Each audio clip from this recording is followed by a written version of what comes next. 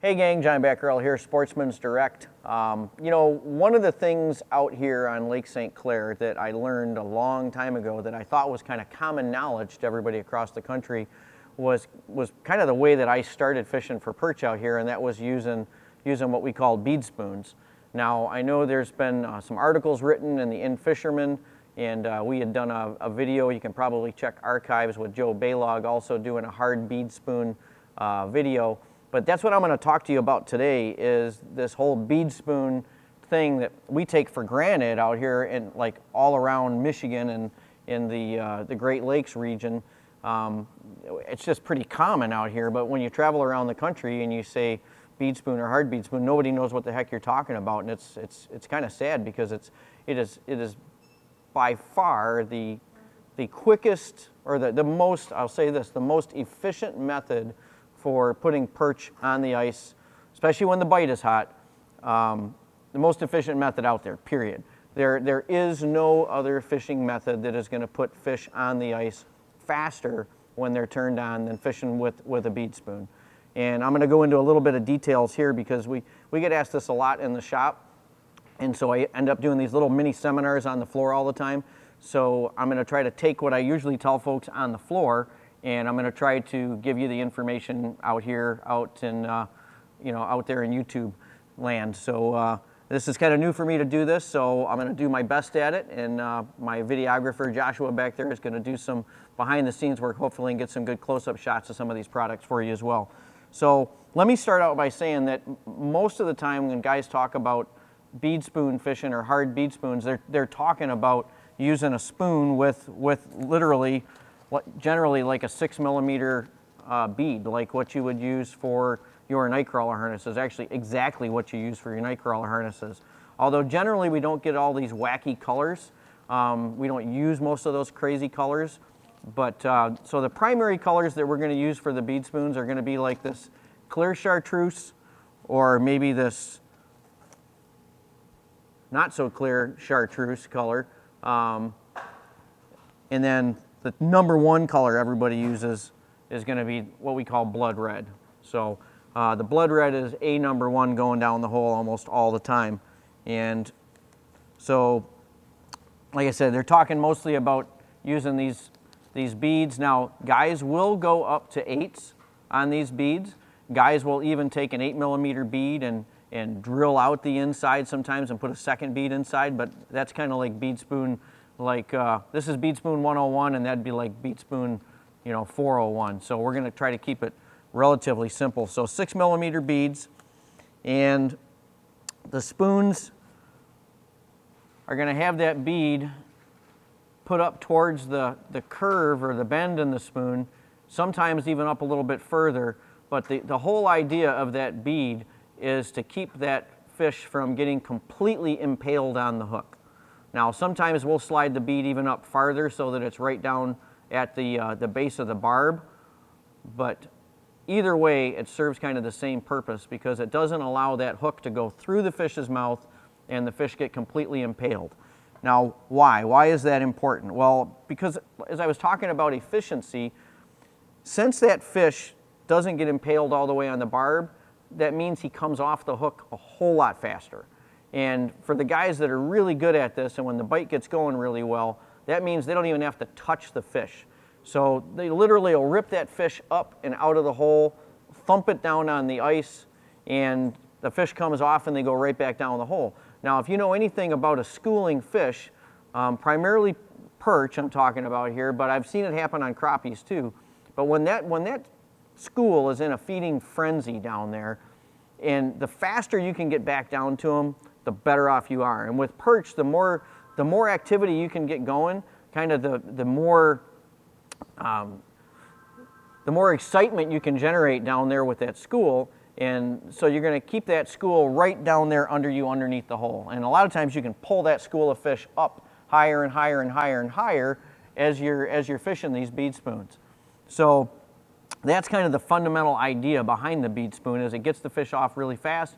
You get right back down to that school of fish. You hold them under your hole. You keep them excited, and you can work them up even higher. Like I've been over on Simcoe, Lake Simcoe, north of us, near Toronto, in 25, 30 feet of water, you can start fishing those fish, and after about 5 or 10 minutes of fishing a bead spoon, you can actually work them all the way up almost underneath the ice, within a couple of feet of the surface, working a bead spoon and getting those fish all excited. Plus, in that deeper water, they'll actually start blowing their stomach contents out, and you get even more of a feeding frenzy going. So it's a very efficient way to get a lot of fish going. So that's the hard bead. Now, a lot of times what we'll do with the bead spoons, say we're fishing with a group of guys and everybody's starting out with a different color pattern, maybe different color beads, different colored blades, and sometimes you want to change things up a little bit, or maybe the fish are biting a little soft and you're missing a lot of fish. You can take these hard beads and you can change them, okay? And I've just got my little trusty Leatherman here, and I'm going to try not to pinch my finger when I do this, because occasionally I'll do that. Some of these beads will crush easier than others, but I'm going to try to pop that bead, and thankfully it actually worked without, and I got glasses on, so it didn't put my eye out or anything. So I've got that bead off of there now, right? So we can change colors really quick, okay? So I'm going to take one of these beads, and you got to have a lighter to do this. So 2 things I'll carry out there when I'm bead spoon fishing is I'll have a pair of pliers and I'll have a lighter. So many of you guys are going to have a lighter out there anyways for other purposes, and maybe lighten your heater. But I'm going to heat the base of this hook up, but I'm not going to go crazy on it. I'm going to get it hot. I'm hopefully going to find that. There we go. Pull that bead down on there. There's your new bead. Now, obviously doing this sitting out on a bucket would really stink with the wind blowing and everything, but if you're in a shanty, it's not all that horrible. So that's changing the bead out, and I've actually got mine set up. My bead is up a little closer to that barb right there. So this one is really, the point of that hook is going to go into that fish and nothing else. So with that said, now you got to remember, if you're not getting that barb into that fish, you have got to keep a tight line. If you give that fish any slack at all, that hook's potentially going to pop out prematurely, and you're going to lose them on the way up. Now that can be your friend when dealing with a bunch of little fish. You can actually shake some of those little fish off. But I will advise you against doing that in many cases, because I call it the kind of the Mikey syndrome. And the Mikey syndrome, to me, and I've watched it happen a bazillion times down underneath the ice, is if you stick a fish, I mean, they feel pain, you stick that fish and he gets that hook in his mouth and you shake it off, and he's down there, you'll see him shaking their head sometimes, right? A lot of times the other fish down there will not bite that color again, okay? And that's kind of what if Mikey doesn't like it, I ain't eating it, the same kind of deal. So if Mikey doesn't come back and hit that jig again, his buddies might not hit it either. And some of you guys may argue with me about it out there, but I've seen it happen way too many times that you roll a fish or you get a fish coming up on a certain color, and the only way to get that school going again is to drop another different color down. Once you get them all fired back up, then you can go back to your primary color. So bottom line is you don't have the barb going into the fish, so you really want to keep them on a tight line and don't make any mistakes. So for you guys out there that like to fish braid, now braid is very unforgiving line. You don't get any stretch. So if you're going to use braid to fish these bead spoons, I would definitely recommend using a rod that's got a little bit more give in it, so that the rod will give the forgiveness to that bead spoon. So that rod will end up, taking some of the shock and taking some of that, since you don't have any stretch with your braided line or any of your super lines, then have a little bit of give in that rod so that you can keep a tight line on that fish when fishing a bead spoon, and you're not going to get them popping the hook off so fast. So I showed you how to change the bead. We're going to change gears a little bit again here, since we're talking about changing bead colors. And now sometimes it mentioned they have a little bit of a soft mouth. Sometimes they won't hammer that bead spoon as hard, or they won't commit on it. You can do there's another trick here. So we're going to change this one out again, and I'll see if I can avoid putting my eye out, since that one even came off easier yet. So there's that other bead off of there. So we were talking about hard beads, but I'm going to talk now about soft beads. And soft beads are pretty much going to be, for most of you guys that fish trout and salmon, basically artificial eggs. And the one I got here is from Lickum Lures. We carry a full line of Lickum Lures in here. And the thing I really like about their eggs, or their soft beads is what these guys locally will call them, is a lot of them have got an eye dot. So they got a pupil dot in there, which is pretty cool and crazy natural. And we will fish these the same way on our spoons. I'm going to pinch that guy off. And I mean, this is really simple. You can thread it right on there.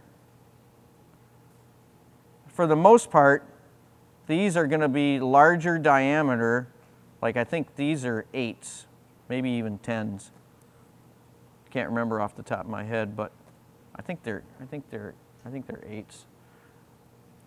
But so that thing takes up a lot of space on that hook. So you're going to get the same effect. That barb is not going to impale all the way on the fish. In some cases, it may, you know, barely stick them, you know, with the point of the hook. But the bottom line is that point of that hook is going to pull that fish up, and it's going to be really easy to get them off. With a big spoon like this is a Ken's hook. With this Ken's hook, you can also grab the spoon really quick and shake that fish off just because of the size of that spoon. And talking about the size of the spoon, this I think is a 2-incher. Absolutely not uncommon for us to use big spoons like this to fish for perch.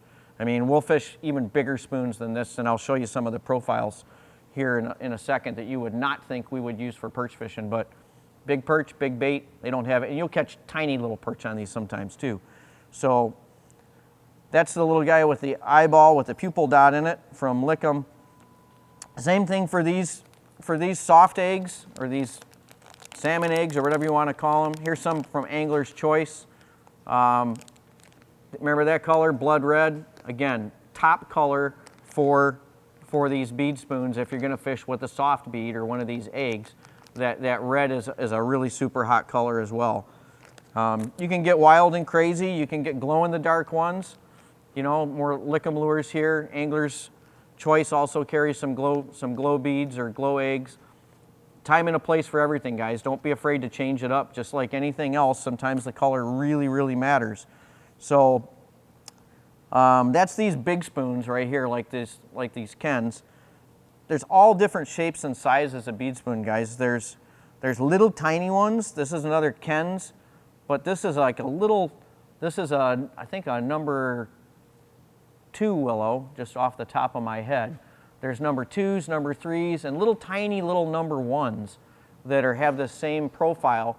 And again, you got the bead on there, so these spoons are all different weights. So this one is made out of just your standard willow blade. This is kind of what I grew up making in my basement as a kid, like this, with a little dab of solder. For you guys out in California, sorry you can't buy any of this stuff because it does have lead in it, and you know we got that lead ban out there, so I can't use these out in California because it is a soldered hook. So you got this guy like this is a basic little willow, nice and light, great in shallow water. I probably wouldn't use this in probably deeper than 10 foot of water because it's really light.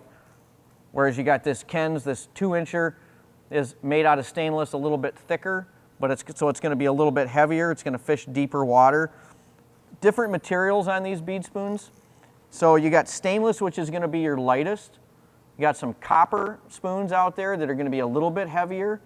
Then you've got some spoons that are made even heavier yet out of what they call drain pipe. And the drain pipe is basically a brass, and then it's chrome plated on the backside. So it's truly, the ones that we sell here locally are made out of real drain pipe. And they literally take the drain pipe, they cut it, they bang it out flat, and they run it through a die. And that's just the way it is. I mean, it's very time consuming. It's one of those kind of, you know, craft type of products that we carry, but we do carry them made out of drain pipe. So the Kens that are brass and chrome are made out of drain pipe, and then the McGathys slab grabbers, they actually call them drain pipe, and they'll find those on our website. Those drain pipes are the heaviest. So I was talking about the heavier bead spoons, guys, but I can't leave out one of the lightest ones, and this is another local manufacturer around here, and this is another hand-cut, hand-bent product, and these are Diamond Willows. Now the Diamond Willow, even though it's, I mean this, I don't know if you can see how thin this is, but these blades are even thinner than the standard willow blades. So these little guys are known for being phenomenal in super shallow water. And out here we'll catch perch sometimes in, man, well, I've caught perch in inches of water underneath the ice, but it's definitely not uncommon in 1 to 2 feet of water, especially early in the morning out here or late in the evening right before sunset, to catch these giant perch in really, really tight, right underneath the ice in super shallow water. And these super light Diamond Willows, because they are so light, start fluttering immediately. And so that makes them great. And you'll also see on this one I was talking about, that bead in the bead thing where they'll actually put a bead inside. You'll see on this one there is a bead inside of the bead, which is just another, you know, it's just another kind of craftsmanship. It's just a lot of work goes into making some of these spoons. So that's Diamond Willow, the super shallow guys. Now we're going to talk a little bit about some more of these willow styles. This is an Ice Tiger. It's another like #2 willow, but there's a lot more solder on this guy. And when they make these, and you can tell it's hand bent. Again, everybody's got their own little jigs for bending these things. They all have their own little recipes for how much solder they put on them. This one is going to fish in deeper water. I've fished these in 20 feet of water. So most often though, I'm going to be using these in like 10, 12 foot of water. We got a Mark spoon here. Same kind of deal with the Mark spoons. Another local guy, hand bent. Mark's known for just amazing paint jobs. This has got a perch pattern on here that, I mean, would look great even on a crankbait, but Mark does some amazing paint jobs on his spoons. You know, there's our chartreuse bead again. That Ice Tiger spoon, and got the blood red bead. I mean, we got pearl beads. There's all different color beads on these spoons, but again, those chartreuse and the red ones are your really super primary bead colors. And you're only a pair of pliers and a lighter away from changing the color, guys. So, you know, you don't have to worry about the color of bead. You can change it. Let's talk a little bit about some other shapes. Now, if you guys don't, you probably, if you haven't fished these, what you don't probably understand is one of the other benefits of the bead spoon, what actually gets these fish to bite, is the fact that these bead spoons don't truly fish vertical. All of these spoons will flutter, but they also all have a horizontal component. So think of these spoons as kind of like casting underneath the ice. So they're actually fishing out to the side. You'll rip them up to the top. Depending on the different shapes of the tops of the spoons and the different bends on these spoons, they have a little different pulse or vibration when you rip them up. So some of them will chatter hard, some of them will spin a little bit coming up, but they all generate a lot of vibration when you rip them up. But then when you drop them down, and you drop them on pretty much, not a total slack line, but enough of slack, it's kind of one of those things that takes a little getting used to, but you're going to drop it on enough slack that they shoot off to the side.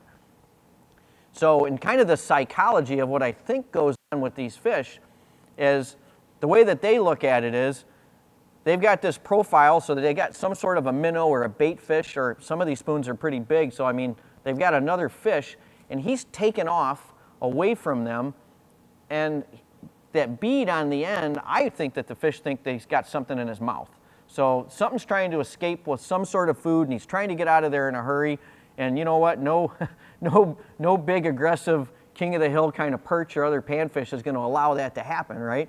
So he chases that guy down and he tries to take it from him. And most of the time, these fish, when they bite, they're going to bite and they're going to grab that spoon by the bead side. So, you know, maybe I'm all wet and thinking that it's kind of a response to a fish taking off with food. And you know, the blood red, I figure, is a lot like our bloodworms. I mean, that's, you know, red is always a good color, but that's what I think is happening, and that's why they hit it. But so that spoon takes off and shoots off to the side. And in your jigging process, so you rip up, you drop it down, and generally you're going to pause because you want that spoon to come back to the center again before you start your process. And a lot of times if those fish don't grab it out there or on the fall as it's taken off to the side, they will grab it right at that point where it stops. And then sometimes they'll follow it back into the middle. So normally before I start my process again, I give it a little pop, a little jiggle right down at the bottom of the cycle when that spoon is returned to center again. And sometimes as soon as you give it that little jiggle, you won't feel anything because a fish has come in and grabbed it. So when you go to give it that jiggle, you won't feel that spoon anymore, and you better set the hook really fast at that point.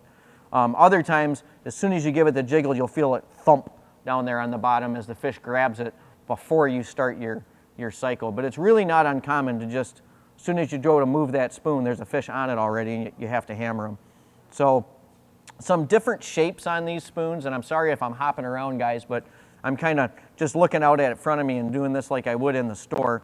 So you got kind of a fan shape on top here, and that's actually what these are called by the McGathys slab grabber.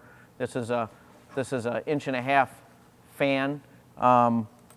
You got these little tiny, well, I shouldn't call them tiny because they're definitely not tiny, but in comparison, this is another fan shape, but you can see the very different profiles, right? So very different side profiles, different top profiles. This is a really wide fan. This is a more narrow fan. Give you a completely different action, both on the rip, so that the pulsing coming up is different, and also the shooting out to the side is different. This guy with this super wide profile, this thing really takes off to the side, and it's more lateral than it is down and lateral.